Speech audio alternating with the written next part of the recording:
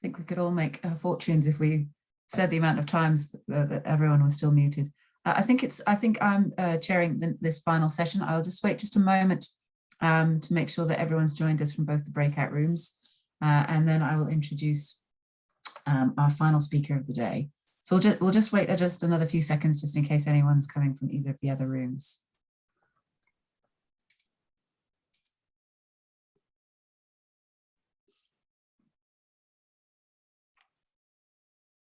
I think Leontine's already pressed the record button, so thank you for that.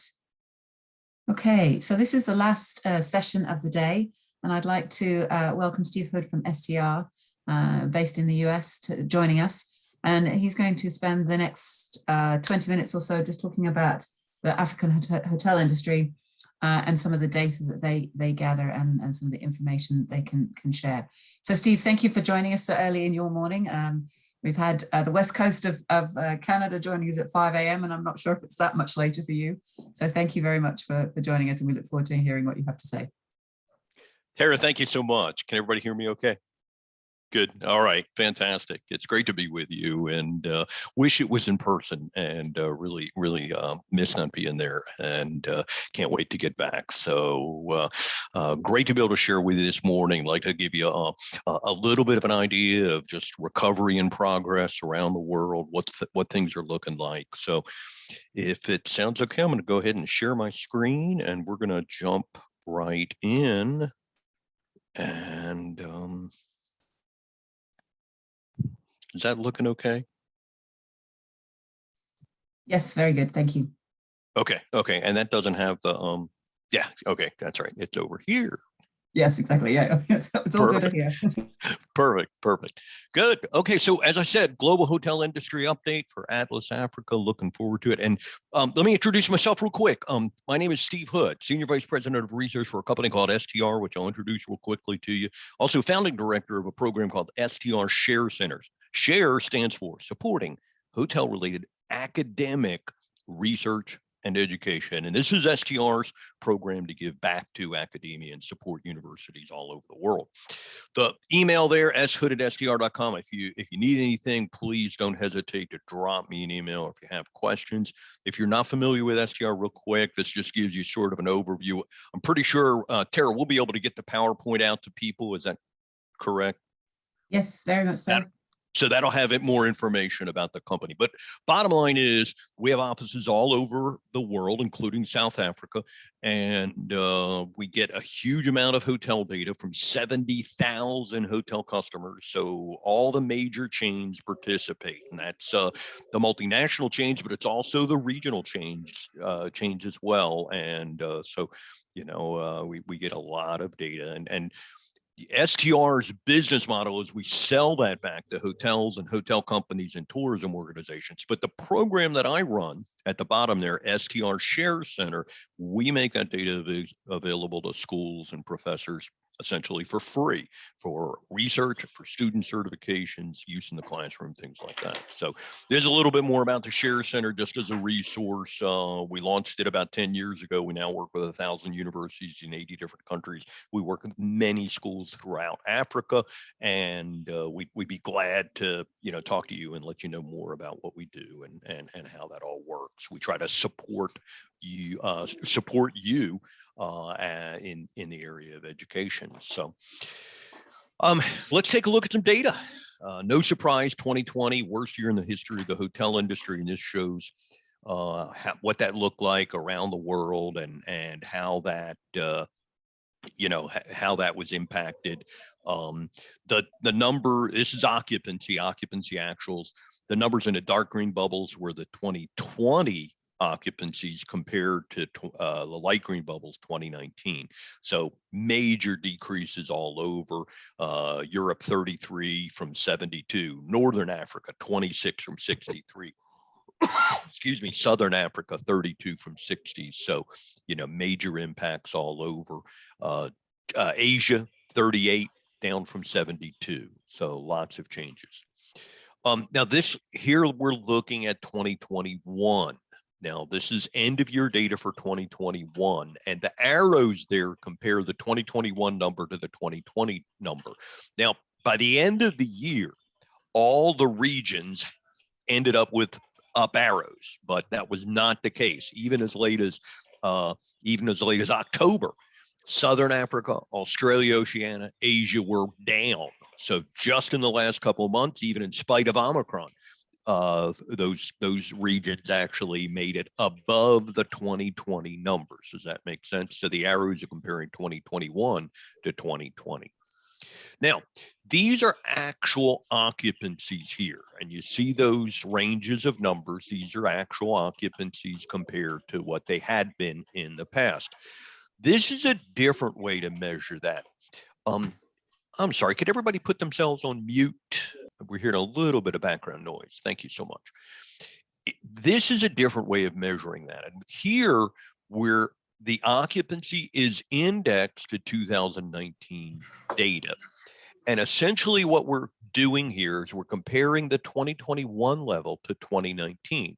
Now, we're using 2019 as a baseline. In most areas of the world, 2019 was pretty much a record high for occupancy. So in this measurement, what we're doing is we're comparing the data now to the baseline back to 2019. So if you look at a place like Northern Africa, you could say 68. Okay, that's 68% or 68% of the way back to 2019 levels. It's not an occupancy, it's how far back are we to the previous high. Southern Africa, 63% of the way back to the previous high. But, you know, that's better than Europe's, only 60, but other places are higher. Australia, Oceania, 64, about the same. So notice Asia, excluding mainland China, 57, not even that far. So that's a different way of measuring it. And here we're looking at the same method of measurement, the index method, but a different KPI, the average daily rate, ADR. Now here, what you notice is in this particular situation, in the COVID downturn and recovery, the ADRs have come back much quicker than the occupancies have. And that is unique. That did not happen in the Great Recession. In the Great Recession, they followed. But here, they're actually coming back quick. You know, very interesting. And that's a research opportunity. Keep in mind the data I'm sharing with you is also available for research. But look at some of the areas. Southern Africa, 104. So ADRs are you know, higher than they were in 2019. So that's interesting. And if 2019 was the previous high, what's that meaning? That means, you know, the ADRs are actually higher than that, and in some cases in record territory. Northern Africa, pretty much almost all the way back. Compare that to other regions around the world. You know, there are a few that are higher, Central America, but there are definitely some that are lower. Asia, with all the outbreaks and restrictions, and Asia, excluding mainland China, only 73. Now, this does not take into consideration inflation. So this is not inflation adjusted. We can do that. We could talk about that if you'd like to, but this is not. Middle East, 100, pretty much all the way back. Now, no surprise, the big cities, the international tourism gateway type cities, have been significantly impacted. One of the, you know, characteristics or one of the trends we've seen in this particular cycle is these big cities have been hit really, really hard. I'm showing you occupancies for the full year 2021, just ended. The color coding is buckets by occupancy. So the red are below 25. You see Rome and Marrakesh. The green are above 50, and you see some are actually above 50. Lagos above 50, and Dubai, you know, way above 50.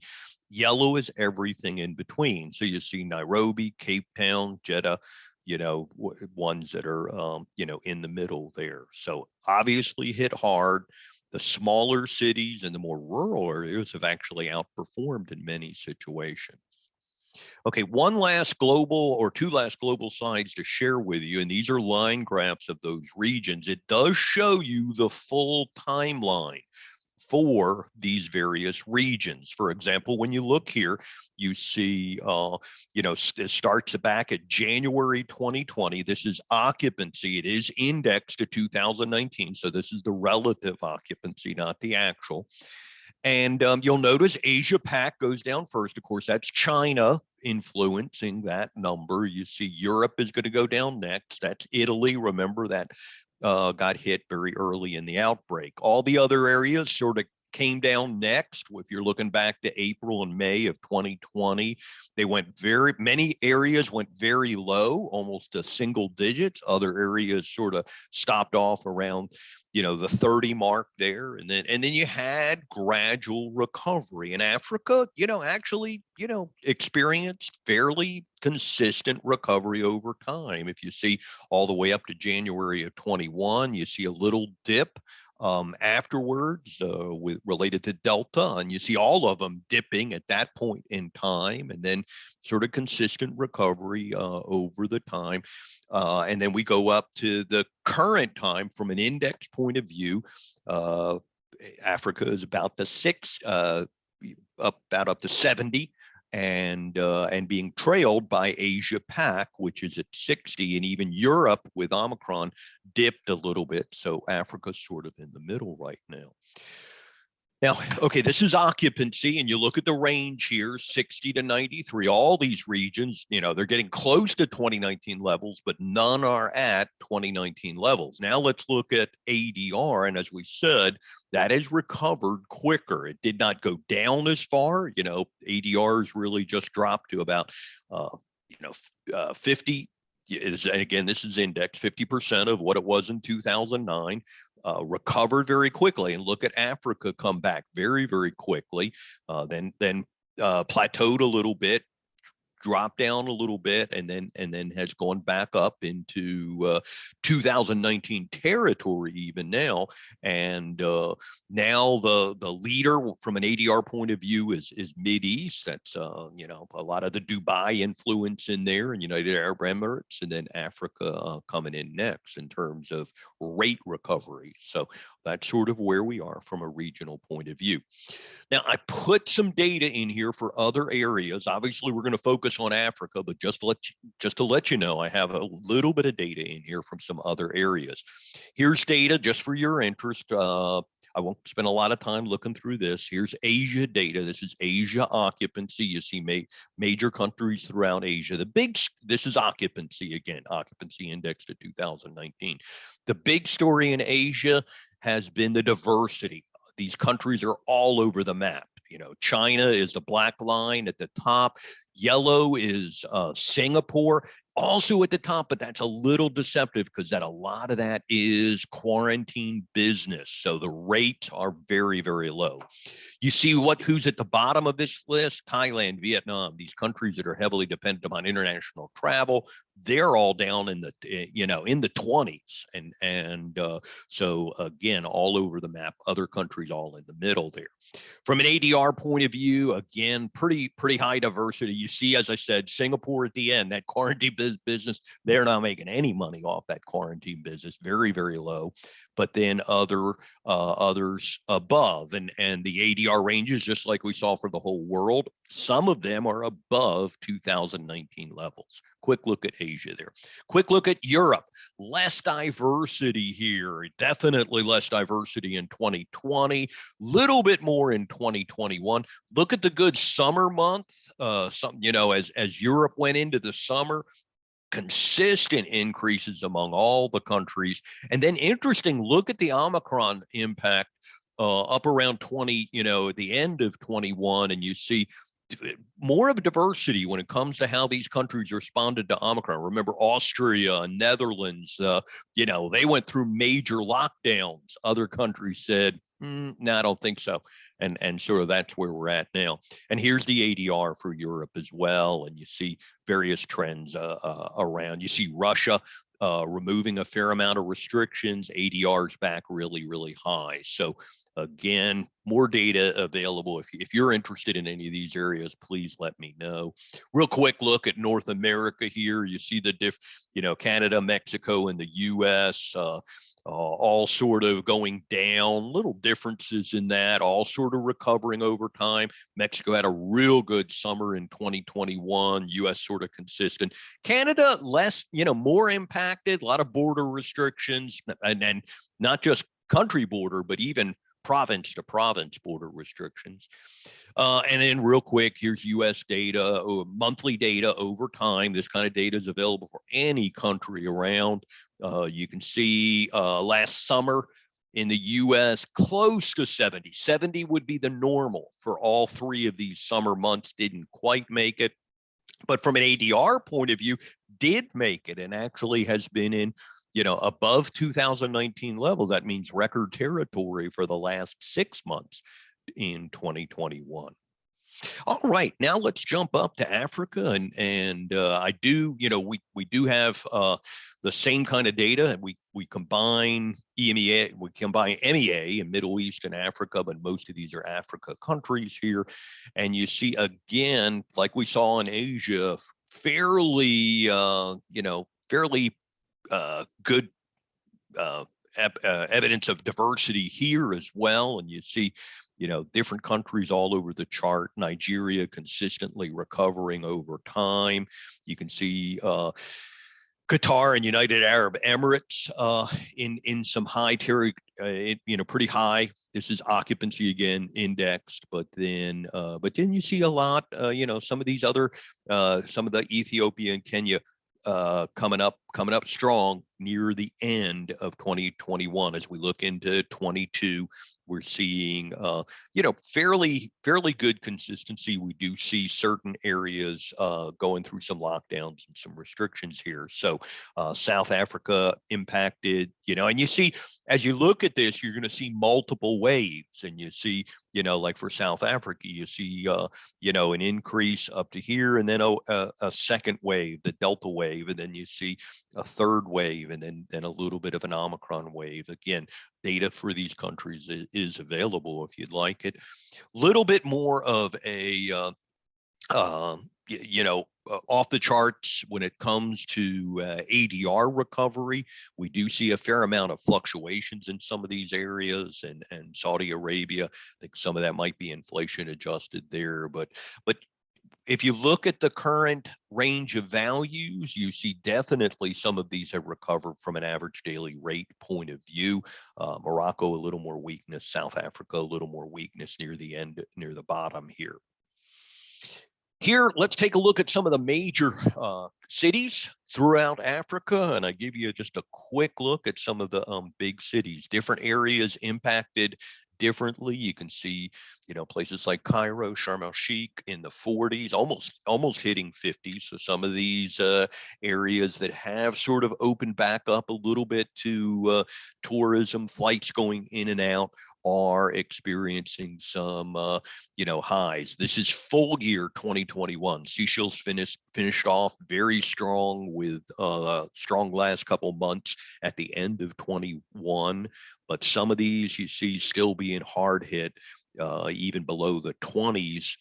Quite a few still in the 20s, slower to recover than many others. And of course, a lot of this is a leisure versus international travel. If there's leisure travel, weekend getaways, domestic tourism, that's what we're heavily dependent upon. And you can see,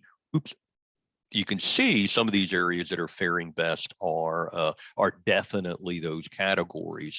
This is a year-over-year occupancy percent change. Of course, that's comparing 21 to 20, and that's a little bit of a harder way to tell, or harder measurement to tell. We almost like the index method best. And I'll show you that in a minute. But you can see some of these are recovering very, very strong. Let's look at the occupancy index, as I said before, and you can see how far are we back to 2019 levels. So Lagos, Sharm el-Sheikh, some of these other markets, heading back in the right direction. A lot of these areas, though, still a long way to go. Nairobi, 50% of the way back. Seychelles, again, had a good end of the year, but still a fair amount of territory to go. Now, this goes back a little bit. I tried to get fresher ADR data. I apologize. I can try to keep looking for that. But you can see, some of these areas when it comes to rates, and this is as of the fall. When it comes to rates, they're back, in 2000, much closer to 2019 territory from a rate point of view. And you can see many of these areas actually exceeded that in September, would have only gotten better at the end of the year. So, but here we're looking at other areas that are still coming. So that is a quick look at data and just a quick update on Africa as well as the world here. Let's just real quick, let me just show you, this data is available for research. There are countless examples of research opportunities. I mentioned a few here, and as I said, we'll get this out to you. STR makes all these different types of hotel data available for academic research. Let us know if you'd like to discuss that. This is just one example. Both monthly and daily raw performance data is available. And so all these metrics, you get to pick the group of hotels that you'd like to study. And again, this can be for use in the classroom as well. Since we've been doing this, STR data has been used in over 500 articles. These are all peer-reviewed academic journals. And in addition to that, STR does try to support the classroom. We have training programs. Most popular are analytics certifications. These are certification training programs that schools, so a professor can actually offer to their students, and students can walk away with that with these industry recognized certifications. The most popular is the CHIA, which is now has jointly launched by STR and HLAI. It's actually been obtained by over 32,000 people. That's students, professors, and industry professionals. We can send you out the outline. And newer is an advanced certification Advanced Hospitality and Tourism Analytics. So if you'd like more information about that, drop me an email. I'm right here, shood@str.com, and we'll be glad to talk to you more and let you know.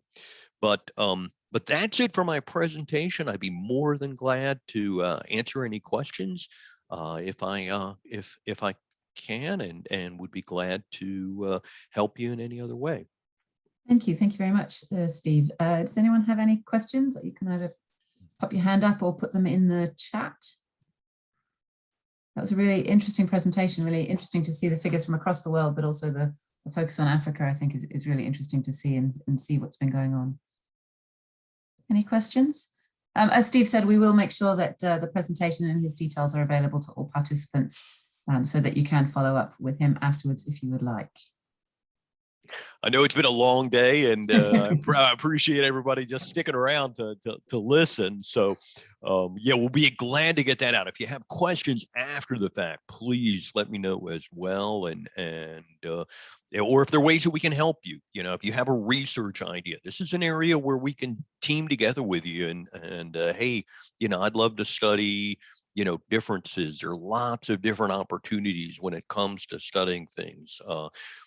There's so lots of interesting opportunities. Some of those research opportunities like bright spots. Everybody sort of had the misconception that in 2020 and 2021, every destination did awful and every hotel did awful. Well, that was not the case. And so it's interesting to study which ones did do well. What were the attributes of hotels that did well or destinations that did well, and a lot to learn from that, especially like for tourism professors to figure out, hey, what worked? There were destinations that did really well. There were hotels that were saying, we love, the current situation because they were doing well. Think about outdoor tourism. Outdoor tourism was, really popular in 2020 and 2021 because it was safer. People didn't want to go to the big cities. So lots of things to look at there. Meeting and events, another interesting opportunity as well. If you're interested in data on Morocco, I just saw your email, Helena, and I think that's Helena. Drop me an email because as soon as we get off, I'm going to lose everything. So drop me an email and let me know. How do we convince people to travel? There's so much fear. Yeah. One of the things that we look at a lot is that travel sentiment, and they're all, that became a type of data that we really didn't care about too much. But in the midst of COVID, we were looking at travel sentiment all the time, and most of it is just like what you're saying, are you still afraid to travel or are you not? I'll be glad to, share with you some of the sources of that travel sentiment and let some of the things we're looking at. Destination, gosh, what is it? Destination DA, what is it? Destination, I forget, but send me an email on that and I'll be glad to get you some of the people who track that over time. Some of the ones that we're looking at, we've done a few traveler sentiment type surveys, but there are a lot of people out there that do them on a much broader scale. And but it would be interesting to look at those areas that, like I said, look at those areas that did well, and what did they do differently? For example, here's one that comes to mind.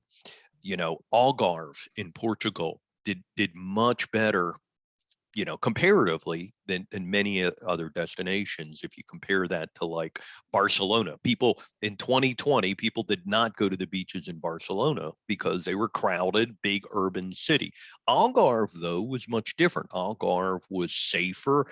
It was more wide open. People felt more comfortable to go there, and you could still get there on a short haul flight, and many people could drive there. Obviously, that had an influence as well. So, and so those kinds of stories are all over. Sanya in China, Darwin in Australia, lots of interesting things to look at there. In some cases, like in Australia, government promoted tourism and had coupons for people to travel around. Those seem to work. So interesting to study different situations related to government policy.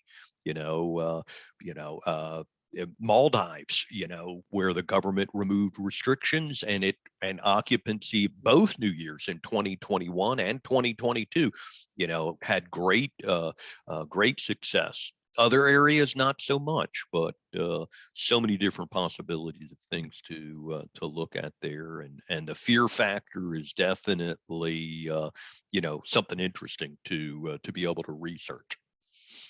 Great. Thank you. Thank you so much, Steve. That's really interesting. And thank you for sharing your email. I think that'll be really useful for many of the participants. So very much appreciated.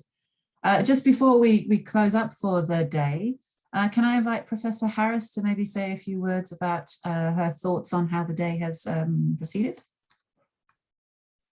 Thank you so much, Professor Duncan. It's been a long day, but I want to thank everybody for their participation, for the support, and of course to Atlas Africa or Atlas rather, giving Africa a platform. I think if we look across the 10 sessions that we've had today, it has only just reiterated the fact that tourism indeed is a dynamic sector. As I said in my own paper, a global sector that really impacts, around the world. But the different papers and the different takes that we had, the different perspectives, shows how multi-layered the industry is, and that it is really in need of a lot of research from all the different disciplines that were present here today. And I don't even want to start, listing them, but I do think that that multi-perspective, right from the humanities through to the management, economic sciences and beyond, has been evident in today's presentations. I thought it was also wonderful that we could actually celebrate this on Valentine's Day. And I think all of us who are in this game are travel lovers. So there we go. To have our African affair on Valentine's Day and looking back at how tourism has developed and where tourism is going. And I also would like to add my voice to Tara to thank Steve Hood for his presentation and giving us that global and local look at a particular segment of the tourism industry. So without further ado, I just want to thank everybody from the foodies to the threats and opportunities, to the protected areas, to the coastal areas, to the marine areas, to technology, to cultural communities, to the indigenous, to the urban, to the rural, to the employment of people in the tourism sector, to the legislation, to the transport, to the different infrastructures, and then finally to the hotel focus that we received from Steve. I think we've had a really exhilarating, exhausting, but exciting day of contributions. So with that, Tara, I'd like to thank you very much for being with us, and to all the guests from 24 countries across the globe. Really, really great to have had that. Thank you so much. Thank you. Thank you very much. Just a few very final comments, and then we will call it a day. And again, it's just thanks.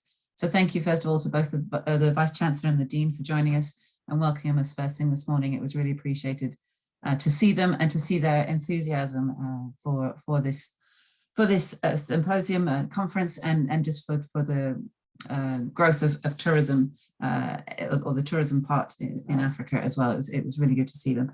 Thank you both to Professor Harris and to CR, who I think is still here, for the work they've put in organising it from the University of Pretoria. It's been really great, and as Karen made a comment earlier about how quickly it all came together, thank you very much for bringing it together so quickly. It's been fabulous working with you, and we look forward to seeing what the future holds, and are very excited about where Atlas Africa will go from here. Thank you to all of the chairs for today. Thank you for keeping everybody on time. That was very much appreciated. Thank you to all the speakers. As Professor Harris said, we had such a range of speakers, and I found it really interesting to hear about all sorts of different things today, from lighthouses to gorillas to marine voluntourists to gastronomy. So I've been motivated by lots of things I've been hearing today. So thank you very much. Thank you to the audience. We've had strong participation in all the sessions today, which is really great to see.